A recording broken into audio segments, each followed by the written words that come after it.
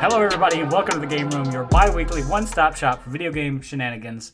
We had a lot to talk about this week, but first some introductions. The sultry voice you've been hearing is me, Michael Macleod, and joining me always is going to be Dwight Robinson. Say hello, Dwight. Hey, what's going on? Hey, did you listen to last week's episode at all? I did hear some of it, yes. What part did you hear? Did you hear the nice fun part I put in at the end? No, not at the end. I don't think so. Okay. I usually hear, I listen to the first part just to make sure, or just to hear what the intro is or whatever. Just to make sure I'm not completely trashing you. Just go ahead and say it. That's why. But, I was there, so... I mean, it's just like, actors all the time are like, oh, I don't watch my own movies. Like, yeah, I get it now. Because you just, hear yourself. As I listen I listen because I also do the editing. Right. So yeah. I listen to notice what I could have done better. I am so sorry. No, it's all good. I used to cut out a lot of your ums and my ums too. Don't get me wrong. I'm not saying I'm averse to ums. I'm definitely not. But yeah. See, I just did it. Right. I mean, but if you kept looking for those, you would be cutting a lot and just spending a lot of time doing that. I'd leave them in for texture. Yeah. It adds yeah. texture. That's why I don't. But also, I don't want to subject the listeners to that. So, talking like we're not recording now. Right. But, just like staccato. So yeah, what have you been playing? What have you been playing lately? I looked at your list earlier. Yeah. We always like to start off with what we've been playing. Right. Let's go ahead and start off with this because we've both been playing this one game we talked about last week. 2 weeks and it's ago. about... No, I'm just kidding. It's Monster Hunter World. Listen to me. Monster Hunter Rise. Yes. Yeah. So your experience and my experience, I'm sure, is different. Every time I got on the Switch for Animal Crossing or whatever, you were on it. Yeah. In fact, a lot of my friends were on it, like straight up on it. They were just glued to it. Yeah.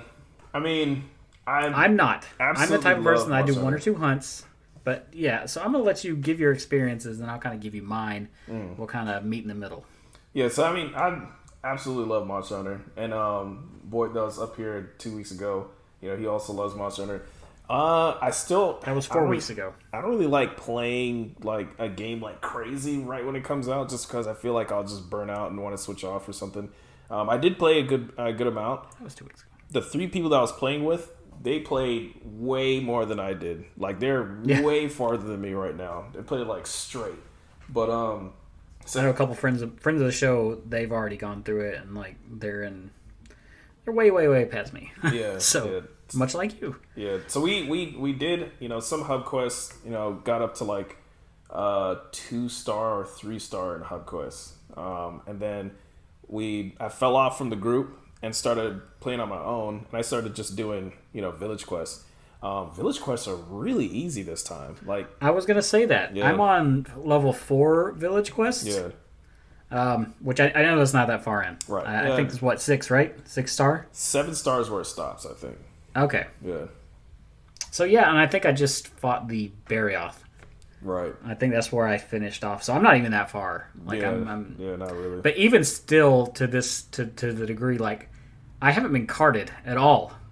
Yeah. At all. It wasn't until I got to 6-star that I would get carded. But yeah, and Magnamalo is you find he's a 6-star urgent, I believe. Or 5-star urgent. Yeah, I imagine he would be an urgent because he's part of the plot. Right. I use the plot in bunny ear terms. Yeah. So, I fought him and I was like, well, that was kind of easy. And then after I beat him, credits started rolling. And I was like, oh shit, I beat the game? How the hell? But it's a lot sooner than it would be in, older Monster Hunter games. But I've never finished straight up a Monster Hunter game. The only other one, before in older ones, for you to finish the game, you had to beat all the village quests. You know, I've never beaten all the village quests before. Because even if I've played for hundreds of hours, which I've played, you know, especially in Monster Hunter Freedom Unite, I played hundreds of hours or whatever. I'm usually in the hub, and the village gets pretty hard near the end because you're by yourself. You know, you have your cat with you or whatever, but they get pretty damn hard. You know, near the end. It's not like that in this one at all. I will say one thing that they've even gone on record to say, and if you want to hear more about Monster Hunter, we're going to talk about it a little bit. Yeah. Go listen to, and this is you, but also our listeners, plug another podcast. You listen to the 8-4 Play podcast? Not really. Okay. Not really because you don't like it or you've never heard of them? Never heard of them. Okay, listen to them. Gaijin Hunter's on there this week. Oh, okay.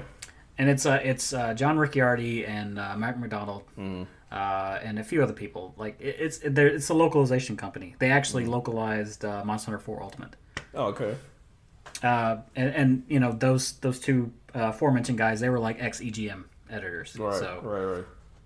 But they go into like a lot of details, and the whole episode is practically Monster Hunter. I definitely recommend you, especially as a fan, would listen to it. It's pretty damn good. But yeah, I didn't know this, but Gaijin Hunter was saying in this particular game, it scales per player, even in the hub area. Yeah. So like if you go in with one hunter, it will be, you know, it did that in World to a degree, but it only did it. But it didn't do it for like 1, 2, 3, 4. It did it for like 1, 2, and 4. It did, yeah. 1, 2, and 4. So it's either one. It didn't. So do it even does it. It even does it at 3 here, but it does it more aggressively too. So even a single player can do better in a hub than they used to, which is good for me because which is good. They were getting people to play before. Much harder. Yeah. I could definitely vouch for that. And another thing is, Magnamalo is he's not an Elder Dragon, so you can capture him. What sort of anime? What sort of animal is he anyway? I mean, I know he's a made-up critter, but would you classify him as a bear?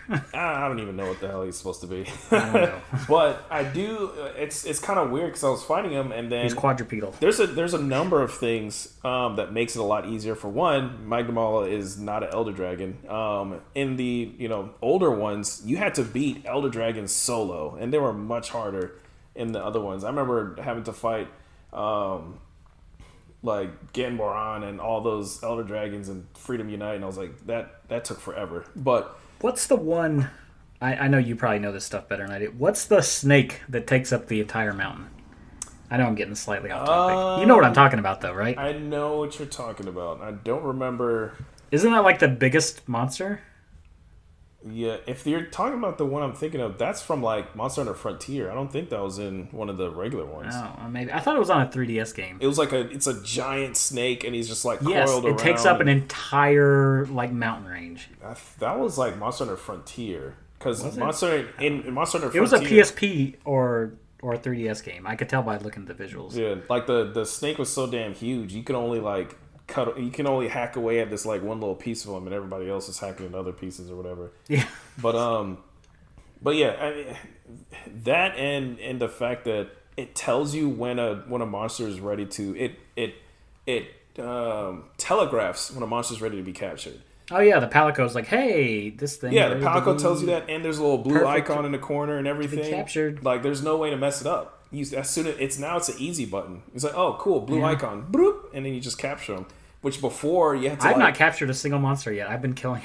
It's so easy to capture. Might as well be called monster killer for me. Now, if you go online, people have to tell you, hey, don't cap or whatever, because it's super easy. And they made it in this one where there's some items that you can get if you don't capture them. Which before, capturing always gave you more items because it was harder to do, and there wasn't anything that you would get that you wouldn't be able to get if you capture them. But this time they switched that around because it's so easy to capture. It's way too easy to capture. I think Gaijin Hunter made a video about that, actually. Mind you, I'm not as deep in it, but he's been putting out a lot more videos, so of course I've been watching them. Yeah. Yeah, so he made a video about that, so I was like, no worries here. Yeah. I've just been killing everything. Yeah. I've been watching him and RX, especially on a lot of those. But yeah, I mean, I like it a lot. I like the style. It reminds me of Portable Third, which Portable Third is still one of my favorite Monster Hunters ever. It's an amazing game. Which basically this does the same thing Portable Third did. Because Portable Third was like a repackaging of all the new shit that Monster Hunter Tri did. But then they changed what the village was, but the actual gameplay was like Monster Hunter Tri. They do the same thing with this. The gameplay and everything is from Monster Hunter World, but then they repackage it in like, Japanese village and blah, blah, blah. Well, it's like they took all the, like, you don't need pickaxes, you don't need cold drinks. They took all, like, the modern day, like, good stuff from World, but they also added stuff, so... Yeah. I mean, hey. Yeah. It seems like they're trying to bring in a wider audience. The Palamutes alone are amazing additions, I think. You've been around the map so much faster now. There's good and bad for a lot of that. I like a lot of the new stuff. I feel like Monster Hunter World struck like a better balance between stuff that was new and good and, oh man, I don't have to, carry, fucking pickaxes with me anymore. Then there's some stuff that makes it too easy. The capturing thing is one of them. The Palamutes are sweet, but then now everybody jumps on their Palamute to sharpen, and it's just like it's super easy to sharpen. You just get on your Palamute and then like go away, and it's sharpened, and you're constantly moving. And one thing that a lot of people, especially longtime players, have been complaining about, when you have a 4-player, hunt, and all of you are just wailing on the monster, and you have 4 Palamutes also around, and it's just like shit flying everywhere, and you have no idea what the fuck is going on. It's like playing 8-player Super Smash Bros. Just like, I can't handle this. It's insane, man. I can't do 4. I honestly think 4 players is too much. It's way too much. I'm good with just sticking with 2. I mean, I'd even say 3 players is too much for me because I just can't keep up with it. I'm old, I guess. I just can't. I mean, it's that way now. I had. Going back to Smash Brothers, like a couple weeks ago, I had my family actually come over. We met up, and we were playing Smash Brothers. There was like, mind you, it was only 4 of us playing Smash Brothers. Yeah. But like, I could not tell what the hell was going on. Yeah. And I'm actually decent at Smash Brothers. Yeah. I still won every time, but like, it was Yeah, it's crazy. And then it wasn't by any part of luck a little bit. So yeah, there's some videos where they break down all the new effects they do, because they brought back old effects that World got rid of, and then they added new ones. So there's like special effects and fucking all the stuff flying off, and it's really hard to follow. If anything, this has kind of encouraged me to go back to World a little bit. I haven't finished this one yet, but when I might go back to World actually, because I never finished World. I definitely want to go back to World because I never even got to Iceborne. And I have Iceborne. I beat World, and I never started Iceborne. Because I pre-ordered Iceborne, and I have it, and it's been on there this whole time, but my Xbox was fucking up during that time. So I never wanted to risk, like, scrapping my save. So I never played it. I never actually went back and played it. My main thing is I actually have a decent amount of time in World. My main thing was I bought the PlayStation 4 Pro Monster Hunter World bundle, which is awesome. I mean, it looks great. I have it hooked up in here. But I wanted to be able to play with anybody. So I bought it, and I also bought it on Xbox. So as I was actually playing the game, parallel at the same time, and so like I think I have like 30-something hours, 30, 40 hours on each. Yeah, it's just like I didn't actually get... Yeah, exactly. So I think if I would have stuck to one, it would have worked out a lot better for me, but... whatever. At the time, I was convinced that, I'll be able to find people to play with and all this stuff. Man... I don't know. It never happens. So yeah, they really Monster Hunter is one of those games where it kind of blows me away that they didn't have crossplay. It is the perfect game to do that. Why the hell did World not have crossplay? So I'm hoping that when Rise comes out on PC, that it will be crossplay. I'm kind of hoping Rise again still comes out on this stuff. I mean, I'll probably get it on PC just because aesthetically this game is very pretty. It is. And it does really well on the Switch, but I still want that 60 as FPS long button. as you're not looking too close at anything. Like, right, yeah. I took a couple screenshots because I was like, man, this is badass, and I like sent them to my phone, and I was like, oh my god, what happened? What is this shit? Like, this is awful. Yeah. So I mean, not shitting on the game at all. I'm enjoying the game. I mean, this is like the talk of the town right now. So I mean, hey. Yeah. What else you been playing, though? We'll get off the Monster Hunter kick here for a while, because we got quite a few things going on. Yeah. So let me, I'm just going to run through these really quick. So I played the Knockout City beta on Series X. I technically did too. Yeah. But yeah, I you played way more. And I told you before, like, when I texted you, I think they may actually have something here. I mean, it's not going to be huge. I don't think it's going to be like Fallout Guys where everybody's going to love it all of a sudden.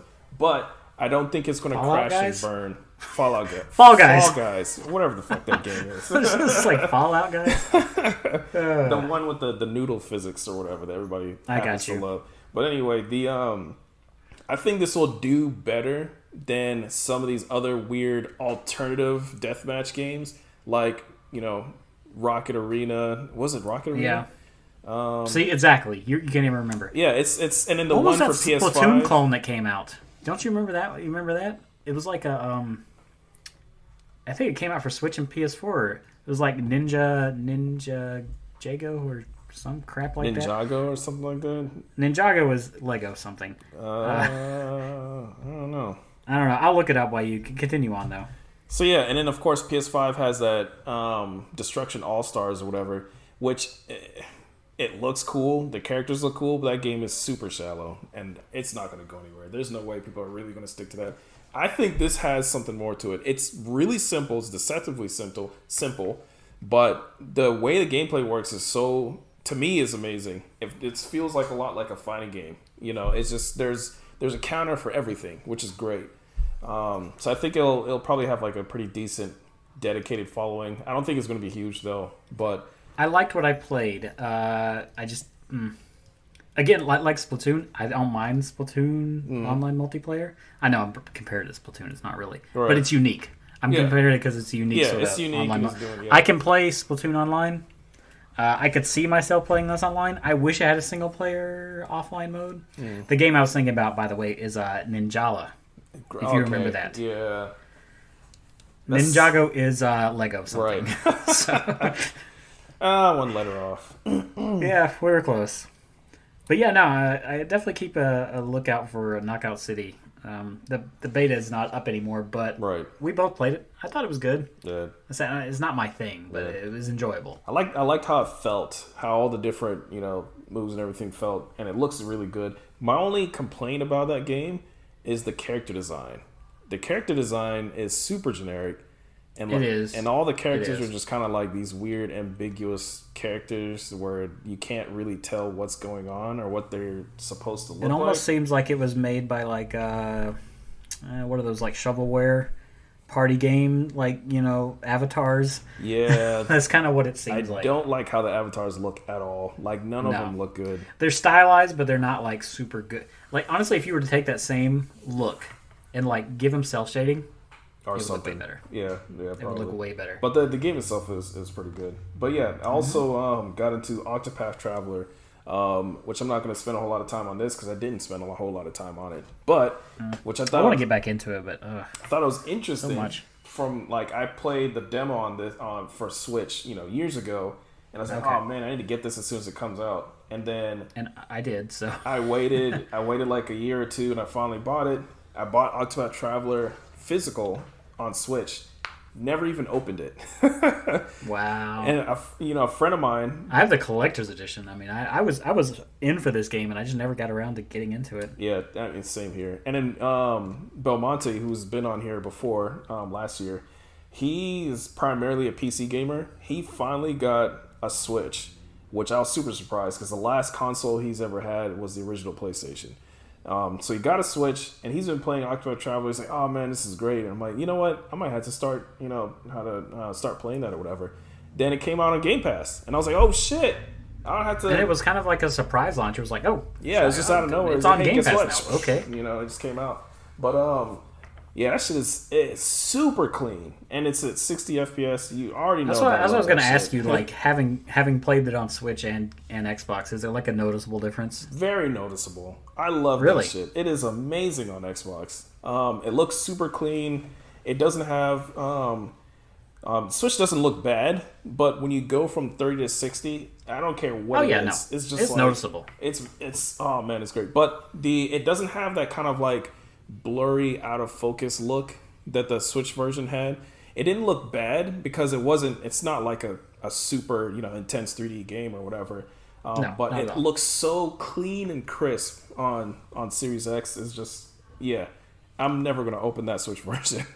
I'm surprised this game isn't like on iPad. I mean, it feels like it would be a good tablet Is it sort not? of game. Just how it's.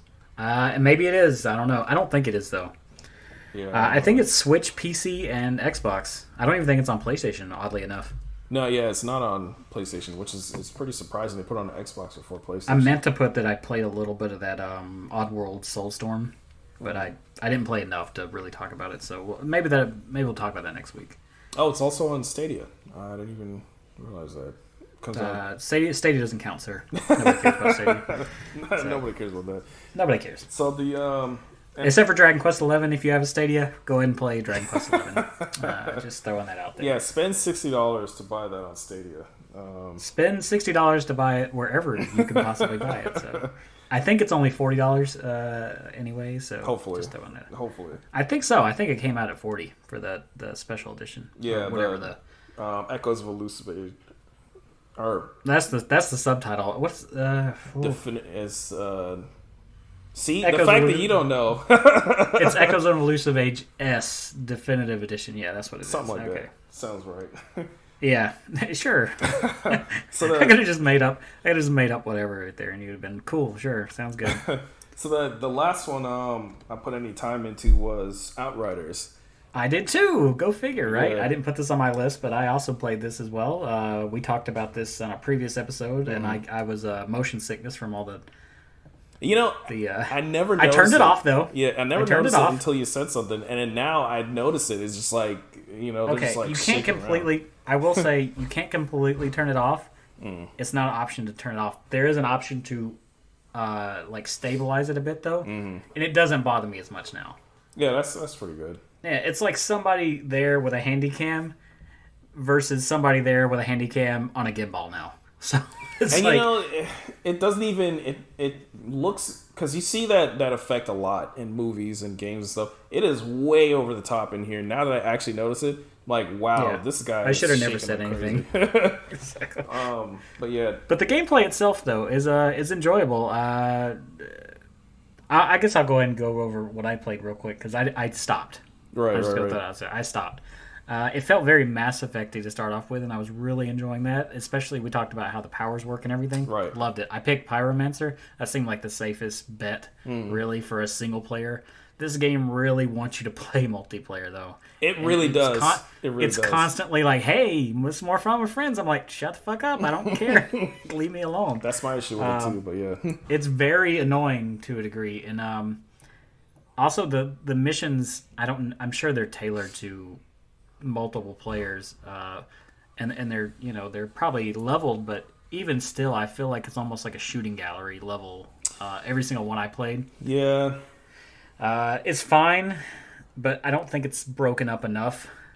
Like I mean, that's how Mass Effect is for the most part. They're shooting galleries, Right. Yeah. but you have NPCs you interact with along the way, and you stop, and you may have to solve a puzzle here and there.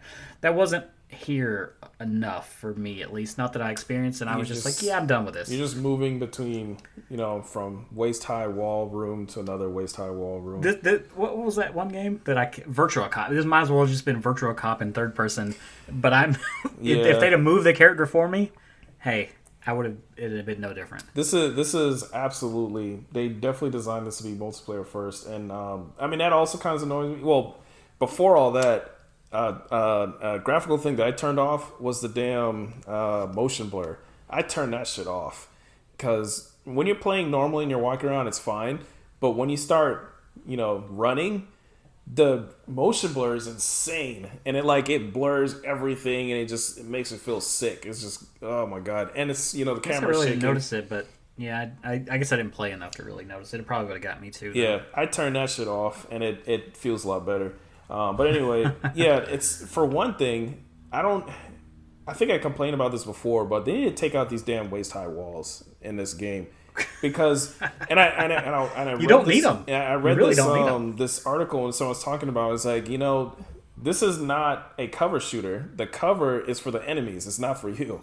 which is true. It's for them to hide behind shit. It's not for you, because if you go in cover, you're gonna get killed because they're just constantly throwing grenades at you and like rushing you and stuff. They aggressively flank you too. Aggressively. So there's aggressively no reason to the point where they in the don't seem to care about their own lives. No, like they're just running at you. For most of the characters, especially, I played as a trickster, so I just like have a shotgun and I'm teleporting everywhere. If you want to heal or if you don't want to die, you got to teleport on somebody and blow them away. That's really the only way. So there's literally no reason to go get behind cover. You're just going to get killed. So to me, they should have done like how Doom did and just don't have any cover, because it doesn't make any sense for it to be there and you're never going to use it. Well, of course, it's an indicator of when there's going to be another fight, because you're walking around. That's like, true. Oh, I wonder when the next fight is. Oh shit, waist high cover. All right, it's past this hallway. That's what it is. Yeah, exactly. But you know what? That's a sad thing. That's like, sorry we mentioned it, but now you're never going to be able to unsee it. Yeah. You see waist high cover, there's a fight. Yeah, you already know what's going to happen. And it's I do think that the gameplay itself feels pretty good, but just like you said, it's just a straight shooting gallery until there's like a little mini boss character. Where I'm at now, see, I didn't even get to that. Where I'm at now, I'm at the point I'm like level 15 or 16 now. So because I finished the demo, which ended you up at like level 6, and now I'm at like level 16 or 17 or something like that, and I'm at this like lava spider boss. All the mini bosses before that, like the regular enemies are, they're nothing. They're super easy. Like one shotgun blast takes them out. And then they're just like, gibs and everything everywhere. They're just jibbed up. But then you get to like the mini bosses and they're like drastically harder. And they're designed for you to have like 2 other people with you also shooting at them. So those took a little while, but they were fine. But it seemed kind of like a shallow version of not Destiny. I hate Destiny. Not really, but what was it? Division. The Division. That's kind of what it seemed like to me. Division, but I like the Division 2 a lot.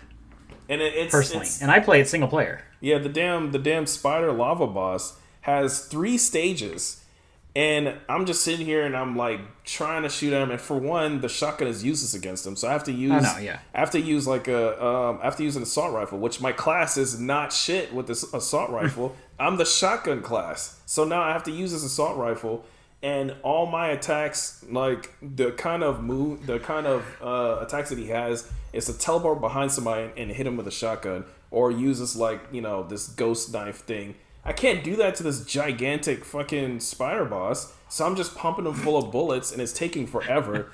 And then I finally get chipping away.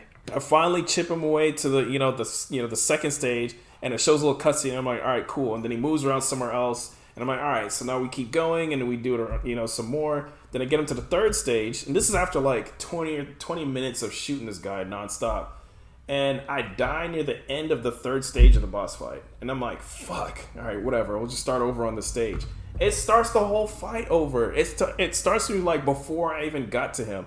And I was like, what the... You know what? Fuck it. I just stopped playing. It's like, this was obviously designed as a bullet sponge boss for you to have like a full team of 3 people shooting at him. Yeah, whatever. That's what it's. There's like no I say, the game way. is very insistent that you play with other people. Yeah, like there's no way one person with a shotgun is going to be able to easy, unless you like turn down the world tier.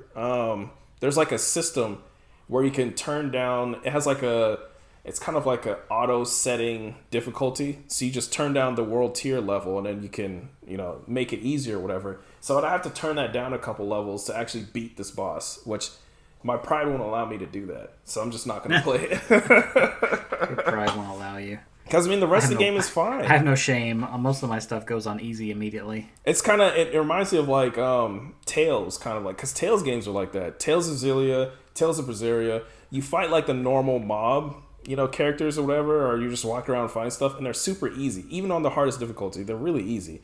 Then when you get to a boss, it's like impossible until you turn that shit all the way back down to easy or normal or whatever. So I would always do that. I'd go through the game, then when I get to a boss, turn that difficulty all the way the fuck down, beat him, and then turn it back up to fight the regular. Because you get so much stuff and rewards for keeping it high when you're fighting normal stuff that you're fine. But in a boss, you don't really get all that, so you're just kind of like screwed. So that's this game. At is least like you that. have the option. I know there's like a couple RPGs I play where it's just like, man, I really wish there was a fucking difficulty option for this thing. Which is good. Yeah. So I don't know. I'm going to spend a lot more time on that, but it is pretty good. It is good. Yeah, I mean, I say I've already chopped that limb off. So, but yeah, another thing I've chopped off, I guess. I did not buy this. Just throwing this out there. Your background effect is blurred, by the way. But it blurs your cup out. That's weird. It's doing its job. Yeah, I guess. Battle in Wonderworld, not Wonderland, came in through GameFly. I'm sorry for your I had loss. a spot, and so I'm sure there are things I should know about this game, research I probably needed to do, YouTube videos, maybe there's a book that comes with it. I know we talked about playing the demo and not knowing what the hell was going on. Yeah, it doesn't tell you anything. It does not tell you anything. So I'm thinking, okay, this wasn't that bad. The demo wasn't that bad. It was not great, but it wasn't that bad. I go through the first, I don't even know how many levels are in the demo because I didn't finish the demo.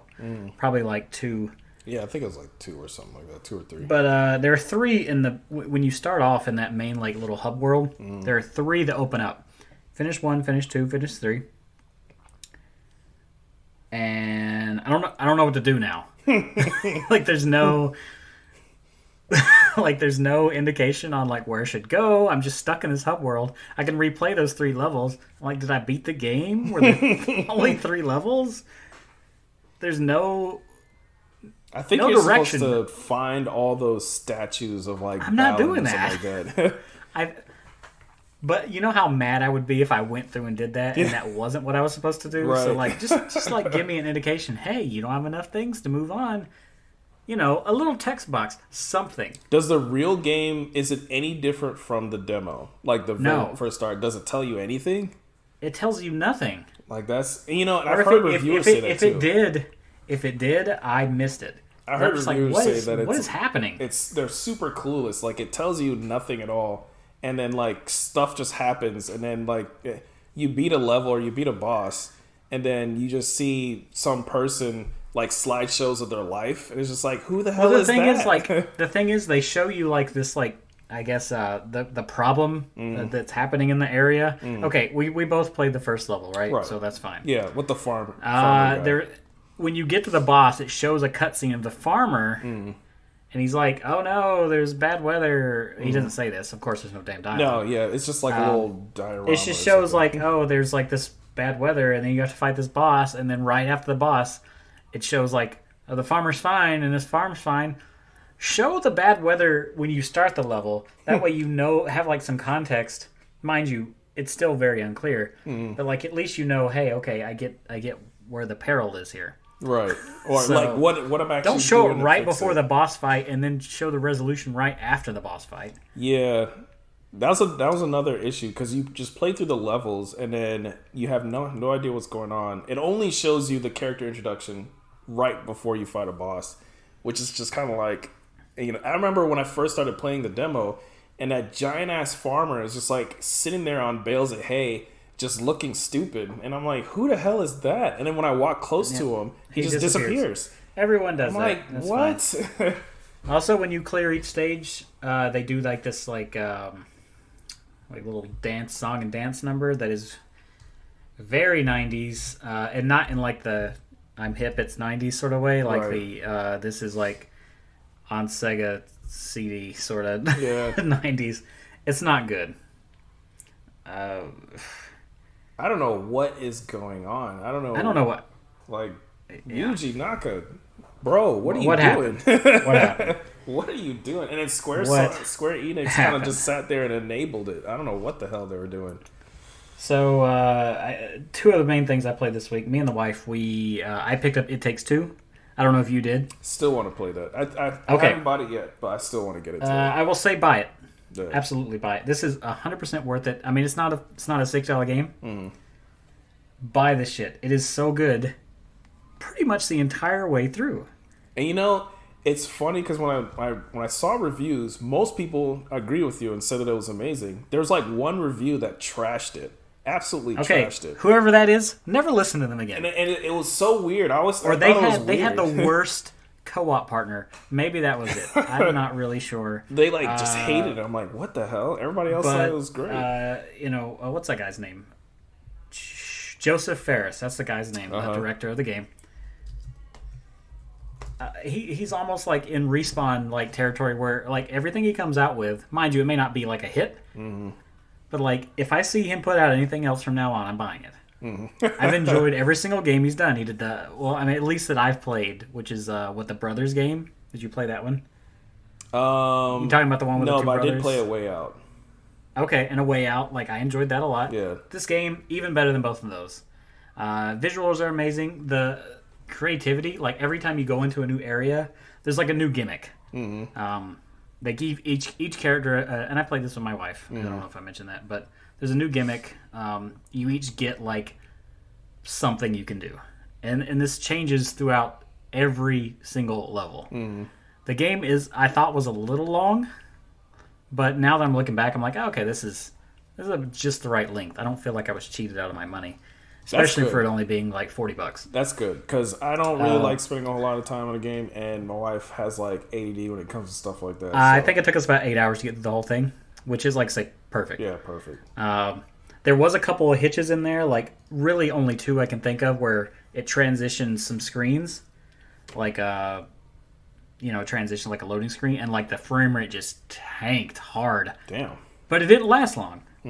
But it was very weird. Do you play on your S or the X? I played on the X. So, I mean, that's something. We were playing on the Xbox Series X. We played couch co-op. It was very enjoyable. There's a lot of little set pieces, constant like little Easter eggs. You go into an area, and it's pretty obvious where you need to go, but you don't want to go there immediately. You want to see all the little fun BS they kind of peppered throughout the entire level. All the little things you could play with or whatever. I mean, and if you really wanted to play this game again, like I could, obviously she played as the girl character, I played as the boy character. We could play this again, and I could switch roles, and it would be a totally different game, right? Because they set it up in such a way to where you have to work together, but you're doing very different things. It sounds really good. It's very enjoyable. I cannot recommend this enough. This is honestly like. And I have to like think about it really, because I keep a list of every game that came out this year. It's up there with Game of the Year for me though. It's good. Yeah, that's very good. The one thing I really like that I've been hearing is that you don't have to collect shit, which is great. No, you don't. No collecting. I mean, maybe outside of like collecting some stuff for a puzzle, but I mean, that's all there's localized. No like random coins or rings or anything like that. Yeah, which is great. I've learned that my wife is not good at platforming games at all. She's. I joke, but there was a lot. You could definitely tell she's definitely more of an RPG player, because there's a lot of platforming in this game, and I brushed through it, no problem, whatever. I get all over the end, and then I'm just like kind of waiting on her. She keeps falling repeatedly in the same hole, so I was like, all right. But I think she got better as we went along. Definitely, especially toward the beginning of the game. It was just constant, like, death. So, my wife was like the opposite. She likes platformers a lot. That's pretty much the only kind of game she would really play is either a platformer, kart racer, or like a puzzle game or something like that. Or any of those kind of like, small touch. Well, there's definitely platforming. There's third-person shooting elements in this game. There is a fun nod to Mario Kart. It's not a kart racing part per se, but there is a pretty funny Mario Kart nod. There's a lot of little in references. That especially if you'll get. I don't know if she'll get them all. There was that. There's an Easter egg actually where that whole speech where he went off about fuck the Oscars during the Game Awards. Yeah, that's in the game. Like you can tune in a radio and find that. Oh, that's great. Yeah, but I could definitely recommend it. $40, like they could have charged $60, and I felt like I would have got my money's worth out of it. Yeah, $40. I'll definitely pick that up. I'll probably pick it up this weekend. It's super worth it. Like I say, high praise coming from me. It's the best game I've played all year. That's a new game that's came out, and it definitely I know it's plays on regular Xbox One and PS4, right? I believe so. Yeah, I think I'm so. pretty sure it does. I'm curious to see how it looks on that because this thing looks damn good. Graphically, it's quite impressive. Some of the fur shader, there's these squirrels. I'm sure you saw those. They look a little Star Fox Adventure-y, but other than that, Fur shader. The lighting looks really good. The lighting is incredible. Yeah, it makes it kind of of the draw distance, like the scaling of the world. Like you'll be in these areas and you're like, holy shit. But yeah. I definitely want to I could go on about It Takes Two forever, but if you have someone to play with, or even if you don't, just find someone to play with. Play this game. That's all I'm gonna say on that. And lastly, I sent you a link to that. It was Polygon. The one review where they trashed it. I'll look at it. Yeah. No one never trust Polygon again. Then all right, it was really weird. But go ahead. And lastly, and this will kind of lead into our news because I put this in news, but I could just say it.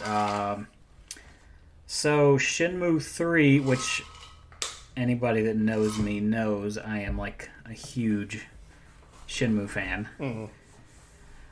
Recently, and I have it on PC, I have it on PS4, I've beaten it on PS4. I've never actually beaten the PC version. There's a mod out that actually brings, because they changed some of the voice actors, there's a mod out that changes, it changes the main villain Landi and Ren, which is a character from Shenmue 2. They had their voice actors changed, but those voice actors came back to reprise their roles.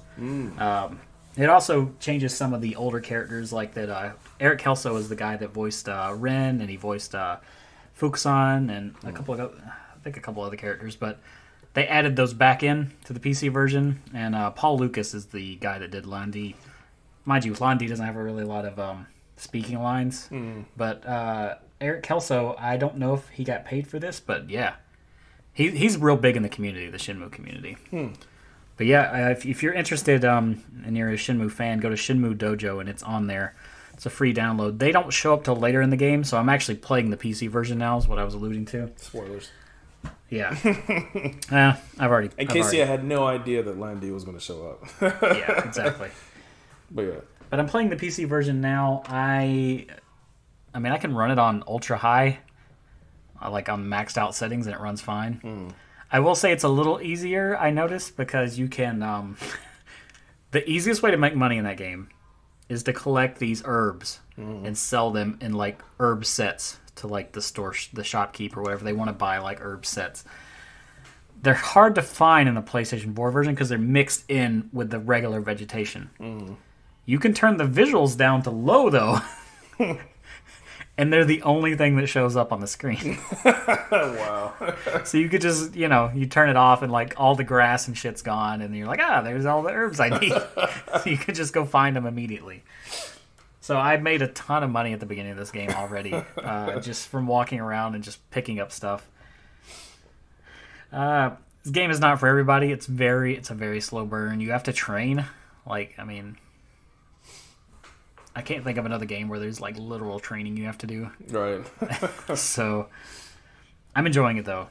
So it was my game of the year it came out, just because I've been waiting on it for so long. And I think it held up. If you're a Shenmue fan, or even if you're not, I would at least say try Shenmue 1 and 2. But right. That's going to be it for me though. I'm probably going to continue that this week. I got Disco Elysium. I'm going to try eventually. Because I hear great things all the time. Everyone's always raving about that. Yeah, I hear a lot of that too. But yeah, that was our first bit of news. I guess if you want to go ahead and take something else, what is this Melty Blood thing? Melty Blood. So I'll get right into that. Sounds like a condition you don't want. So they announced Melty Blood Type Lumina for multi-platform release, which is amazing. That's never happened before. But what is Melty Blood? I don't know what this is. Yeah, it's a long line of indie fighting games that's come out for a while. It originally started on PS2 and arcades back in like 2005, 2006. Is this in America? No. Okay. Yeah, it's a Japanese indie game. It's made by French Bread. That's the name of the company. Melty Blood was... I just imagine a bunch of baguettes like programming a game. Yeah. So the game is based off of Type Moon's visual novels and doujin and whatnot. So Type Moon are the guys who made Tsukihime. There's a even way more popular thing that I did, and I cannot remember the name of that. Yeah, you're speaking all French bread to me right now. So it's not stuff I know. If anything, if you want to send me some links, I'll put it in. I may know it and just don't. If you want to send a link, though, I can always put it in our show notes. Yeah, and I cannot. Fate Stay Night. I cannot believe I could not remember that. Fate Stay Night. See, actually, Nelly likes that. Yeah, well, I mean, a lot of people do. So Type Moon made that. Type Moon made Fate Stay Night. They made Tsukihime. Tsukihime is their visual novel that came out before that. They're related to each other, blah, blah, whatever. So Melty Blood is basically all these characters, in this fighting game. They've been making them for a long time. They also make Under Night in Birth. That is separate. I am familiar with that as well. Yeah, so French Bread makes that game also. French Bread makes a couple other games. I'm getting hungry. More of like the kind of, indie style, anime style fighters or whatever. But yeah, they don't. These normally come out just for a Sony platform and like PC only. So this is going to be the first one. That sounds pretty typical, yeah. Yeah. So this is going to be the first one where they actually, put out for Xbox and for Switch and everything, which is great. And it's supposed to be based on like an upcoming visual novel remake that's coming out, which is the last one they came out with for Melty Blood. Actress Again. No, Again Current Code was like 2011 or something like that. Like the Kingdom Hearts people naming this shit, like, really? Yeah. So yeah, there's Melty Blood, and there's Melty Blood at Cadenza, React, fucking Actress Again. Seems like they find a word. They find a word they like, and they just kind of like, let's go for it. Yeah. Tailor everything around that one word, and the word in this time would be act. Yeah. So I love French Bread, and I like their style of games. I've never played Melty Blood. I like French Bread too. So I've wanted to play it on PC for a while. I've wanted to get it for a while, so I'm excited that's coming out. I have Under Night in Birth on like PS4, but it's one of those games where there's a very dedicated small community, but it's a small community. So I mean, a lot of people don't normally play these, so I have literally no one to play this game with. I will attempt to, but you know how that'll work. You will destroy me. So yeah. So I'm glad to hear they're coming out with something, but I mean, not super huge news, but it's news nonetheless. Yeah. So what else? Let's see. News nonetheless. I was trying to give you a good segue there. Okay. Pac-Man 99 announced. I'm just jumping all over the place. Yeah. These are in no particular order, guys. So yeah, in random news, I guess because Mario 35 is no longer a thing, it just isn't. Yeah. Maybe they're like, let's give him something else, because Tetris 99 is still a thing. Is Tetris 99? It's 99, right? Yeah. Okay. Yeah. I don't know if this is only on Nintendo. Mm-hmm. I don't know if it's the same people. Yeah, but Tetris 99. Tetris 99 Battle Royale Online Pac-Man. Sorry, not Tetris. Pac-Man 99. Yes. So, Pac-Man 99, 99 player online Battle Royale. 40 years classic Pac-Man phenomenon rocked the world. I'm reading off Nintendo's site here. Mm-hmm. Pac-Man 99. So I guess you F over other players by eating the pellets and getting multipliers from fruit and ghosts and such like that. And likewise, they do the same to you, and the last person standing is the winner. Mm. I'm not a huge Pac-Man fan. I do like Championship Edition and Championship Edition 2. Mm. Is this your thing? You gonna play this? I know a lot of people are excited about it on Twitter. Not. I would say though, if you're gonna do that style of game, Pac-Man would be like the first thing I thought of where you would want to do that. That and Tetris, of course. Pac-Man seems like a winner for this. Yeah. Nintendo Fangirl, which was on our 3 episodes ago, something like that. Yeah, a little while. She posted this thing. It's like, hey, if you're gonna do another Battle Royale 99 game, she said WarioWare 99, and I was like, oh my god, perfect. Dude, WarioWare 99 would be the best. Yeah. Just constant like barrage of mini games.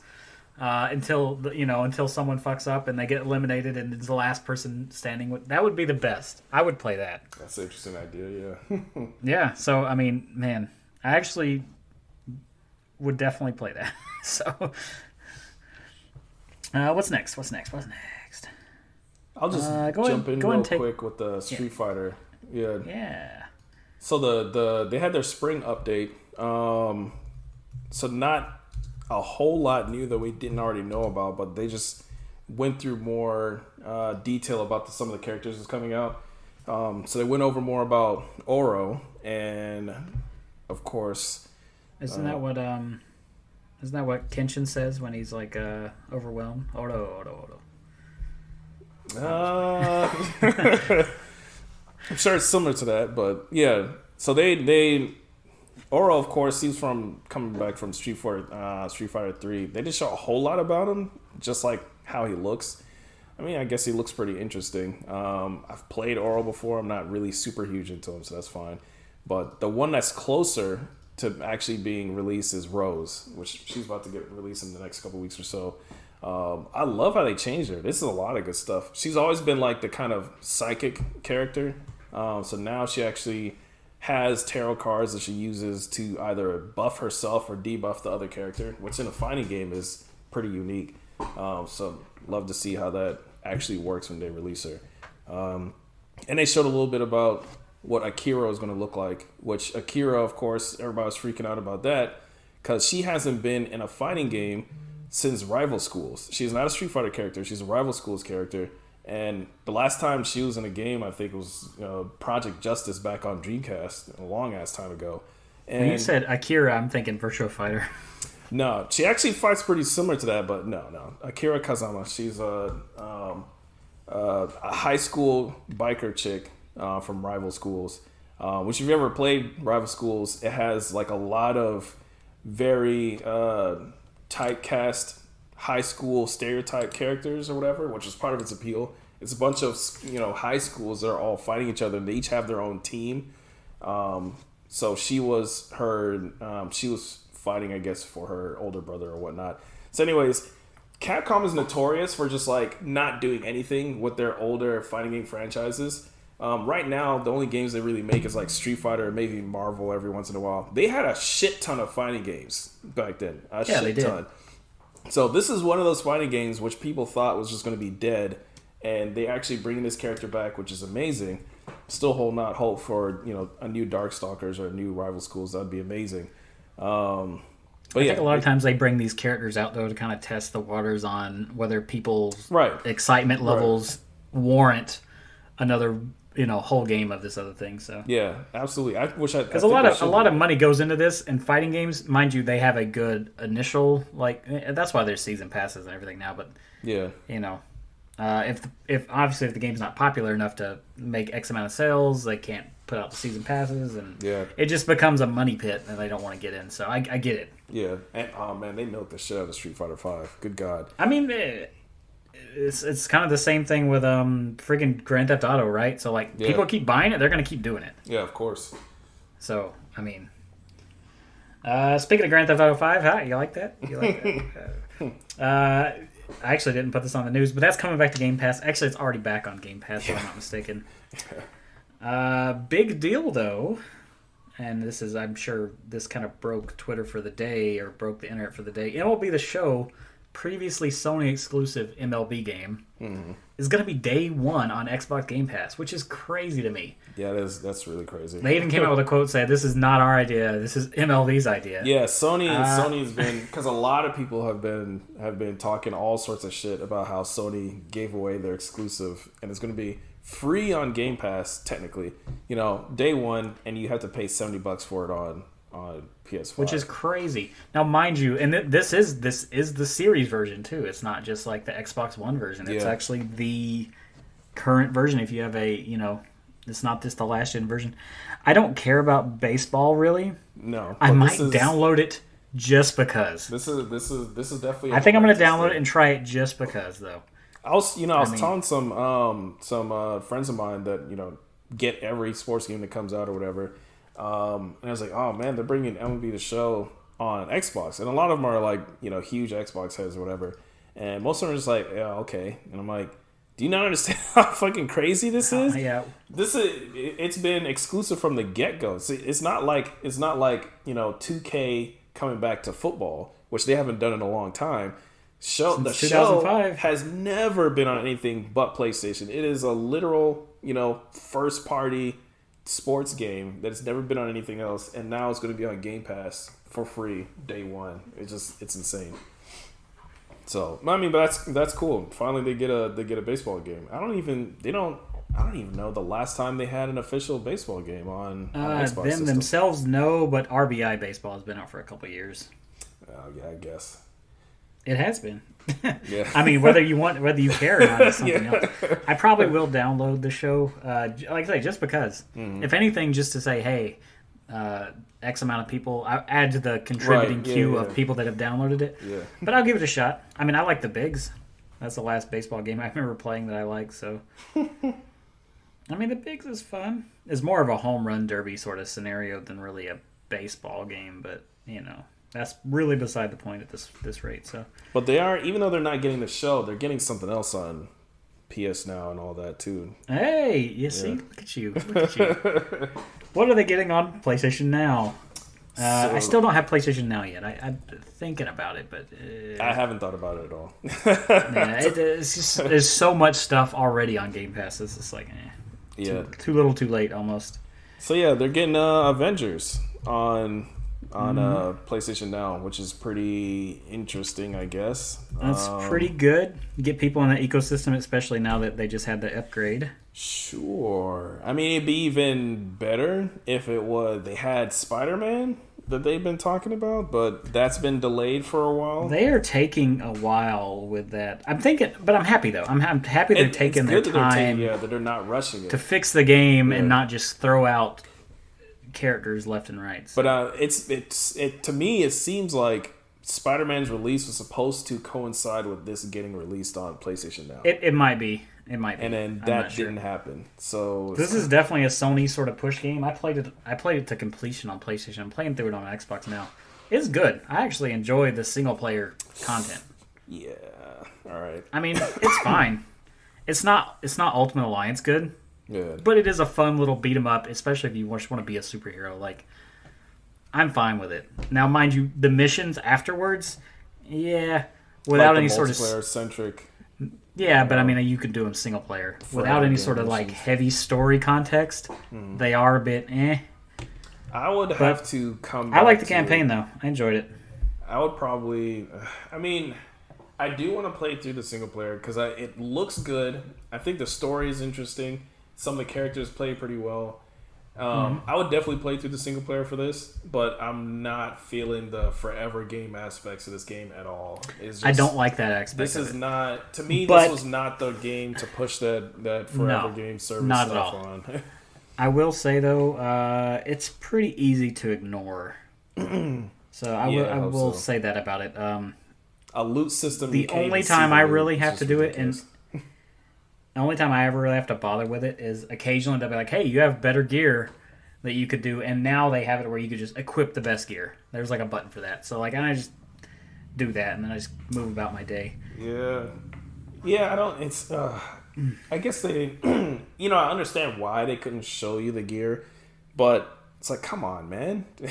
This is why people like loot games. They like seeing all the shit on the character. They like seeing all the numbers going up and down and, whatever. Why make a loot system and you literally cannot see what any of the loot is doing to your character? That's very true. That's just like to me, that's just, come on. That's a basic, super basic, but whatever. Super basics. I guess moving it back on that power struggle between Xbox and PlayStation. Now, this is just a rumor. Kojima Productions' most recent project was 2019's Death Stranding. Rumor mill, this is from Windows Central, rumor mill turning, talks of new Hideo Kojima project and involvement from Microsoft. It's interesting. Yeah, so like really this is non-news to a degree. Yeah, but I mean, this is on multiple sites. This isn't like a back. This was news for like at least a day, and we know nothing about it. But It seems like Microsoft may be producing, publishing their own game. Maybe I don't know if it's going to be.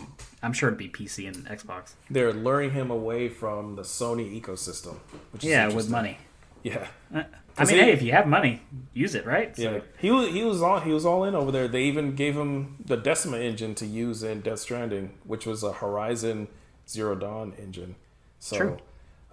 That's interesting to see. I just really hope this doesn't equate to Death Stranding is coming to Xbox. I mean, I guess cool, whatever, but don't. God, Death Stranding, so damn pretentious. For at least for me. So I still haven't started it yet. I want to get around to it at some point. Don't hurt yourself. I'm hoping that they eventually release like a 60 FPS patch or something for that. I'm hoping they just forget it exists and we all move on. So I'm gonna let you take the next two things because they're definitely your things and not really mine. So go for it. So they announced DLC for Streets of Rage 4, which is amazing. And you sent it to me and it looked cool. Yeah, they talked about they talked about it before. It wasn't a surprise. They already let people know they were working on DLC and they would probably release it at some point. So they actually announced what it entailed, which is pretty much just like an extra little epilogue, I guess, expansion. Yeah, I mean, that sounds like a set of levels and it has a little story to it and everything, which is great. It's awesome. More Streets of Rage 4 has never hurt anybody. Well, yeah, it's definitely got to be epilogue because that cop lady wasn't really on your side 100%. No. Which there's 3 characters is coming for this. They showed at the end. They showed her. What's her name? Do you know? Estelle. So they're adding her, which was the cop that you fight throughout the game, which is great. I mean, people love that character. I like that character. I love her character design. There's 2 other characters. She has like a Sea Viper look about her almost. Yeah. Like. So there's 2 other characters that they showed silhouettes of. They didn't show who they were, but I mean, eagle-eyed. I don't know who it is. People know who they are. And you go ahead and say who they are. I'm probably still not going to know. Yeah, so the second one is Max, which is the wrestler character from Streets of Rage 2. He was in the game. He was like brainwashed or something like that in the game. Okay. The big wrestler guy. The fighter guy, yeah, okay. Yeah. So, and then the third one is Shiva, which is one of the bosses from Streets of Rage 2 and 3, and he's also a boss in this game. That's who I was thinking of. Okay. Yeah, and in Shiva, you could play as him in Streets of Rage 3 also. So everybody was expecting for Shiva and Max to get playable at some point. So I'm actually surprised why they had them in silhouettes. It's kind of like, I mean, anybody who plays Streets of Rage know who the fuck they are. And they already assumed that they're going to be playable. Everybody already assumed that Estelle was going to be playable. Could you play as him in like a retro form, Shiva? I'm not sure. Not in this game. You can play him in Streets of Rage 3 though, but not in this game. Well, it's not really retro at that point. Yeah, but yeah, and I mean, to me, one of the bigger things is they're going to be adding more music to the game, and they're bringing T. Lopes, which is the guy who did Sonic Mania, Monster Boy and the Cursed Kingdom. I'm excited for that shit. Remember earlier when I was asking you if you knew the YouTuber Some Call Me Johnny? Yeah. T. Lopes does his intro.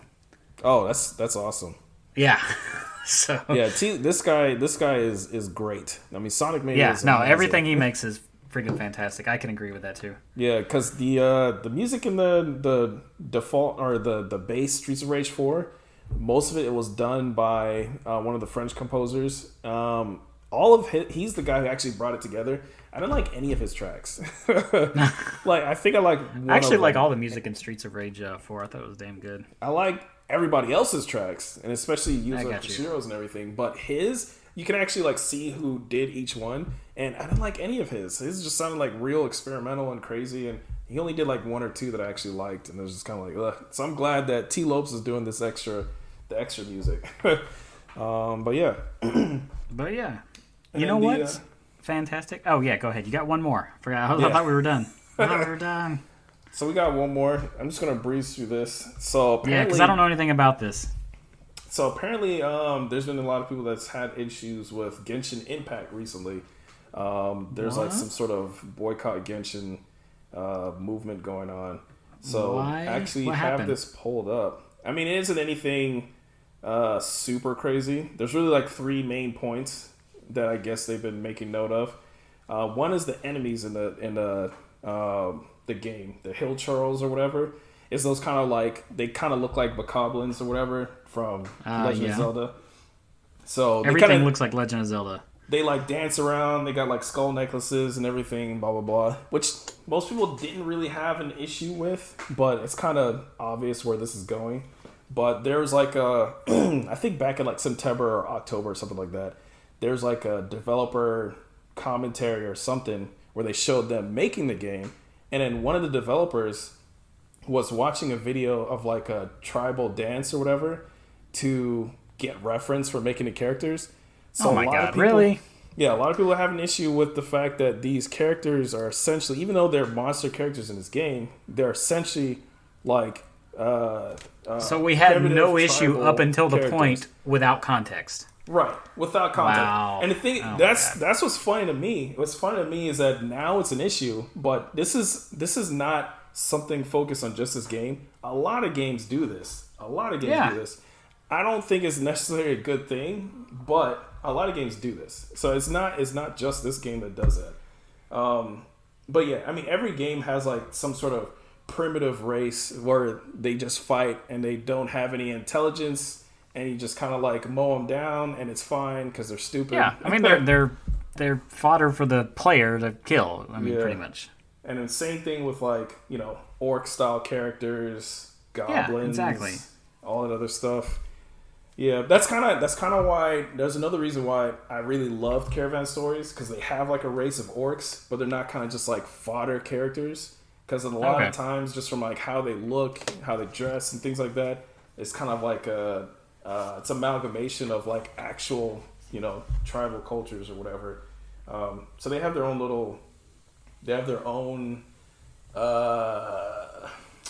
identity and everything in Caravan Stories. I got you.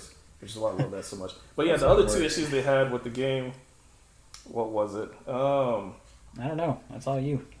Yeah, so they had an issue with all the lowly characters. All the lowly characters, all the really like tiny girl characters. So this is actually... So that was a thing already, right? Specifically, there's a character in the town that owns like a flower shop. And then she's just like a regular character. She's like 12 or something like that, or 11. There's a NPC. There's like a 20, 30-year-old dude out by the water somewhere. And when you talk to him, he says, oh, I want to make a flower boat for, the chick that owns the flower shop so I can ask for her hand in marriage or whatever. And then, I want to impress her and everything like that. The problem is people are getting angry about that, but the character originally was supposed to be like a grown woman, and then like during the beta phases and everything, they decided, we'll change this to a little girl, but they never changed that guy's dialogue. Oh, okay. And they've never gone back to change that. So it just seems like this is a thing that if you're going to be upset about it, you should have been upset about it last year. Yeah, I mean, it's one of those things where a lot of games do that. A lot. This is super common, and it is kind of sad that we've just gotten used to it by now, but that's just how that is. And there's nothing graphic, there's nothing happening. It's just go, whatever. Get on with your life. There's a third thing. Yeah, there's a third. 3 God. points. Yes, 3 points. So the third thing was that they're talking about one of the darker skinned characters that was in the game, and the way that other characters react to her and everything. I think what was the character's name? I've seen like trailers and stuff of this character. She has like a lot of punk rock stuff on. Like skulls, things, spikes, and whatnot. Okay, that sounds awesome. So I think it's more on how that character looks. Zinyan, I think the character's name. More so the fact that it's dark skin. But yeah, there's a lot of shit flying around about Genshin Impact. I think some of it is not really real stuff. It's just people complaining. But a lot of things they're complaining about is stuff that's, I guess because it's so popular, it's gotten pretty much to the forefront of this kind of thing. But these are things that are super common, especially in like Japanese games in general, because they really just don't care about that kind of stuff. They just do whatever. You can say the same thing for anime and whatnot. So it's not anything new for anybody that's veterans at this. So. Veterans to video games. Yeah, veterans. Yeah, to everything you just mentioned, I'm like, really? Really? Yeah. I'm giving the side, like, face. See, it's there. It's not new, but whatever. I got you. But that's all right. That is actually all the news. Oh, I see where you said 3 points. I see. I don't know why I was tripping on that one earlier. We're actually making pretty good time here. Not a lot coming out before our next episode. I wrote down MLB The Show, of course, will be out. I didn't write the dates. I didn't write these dates down. Yeah. Judgment, the next gen version of Judgment. So that's PS5 and Xbox Series X. Yeah, I'm looking forward Judgment. to that. Yeah, I actually have pre-order already. And on the day of our next recording will be Near Replicant version 1.224744871139. Looking forward to that too. You have to ask for that by name without messing it up, or they're not going to know what you're talking about. So, earlier before we record, I said, "Hey, let's add a segment." We talk about Game Pass a lot on this show. Recommend the listeners, all handful of listeners, if you have Xbox Game Pass or Game Pass for PC, even. We love the service; it's great. I'm going to throw out a game every week that I think, hey, you should check this out if you haven't yet. So, I got one in mind. You got one in mind? Yes, I do. Go for it. So definitely the one I want to recommend is Toho Luna Nights. It's like a... Okay. You've talked about this on a previous episode. Yeah. It's kind of like a 2D Symphony of the Night type clone. Focuses very much on the moment-to-moment gameplay. I mean, it is, you wander around these little labyrinths and everything, but it's not as like super huge as some of those games can be. It's very focused, so I like this game a lot. All right. I was gonna recommend a different one, but I actually got on the thing and changed my mind. I forgot this was back on Game Pass because it was on there. They took it off and now it's back. And that's Warhammer Vermintide 2.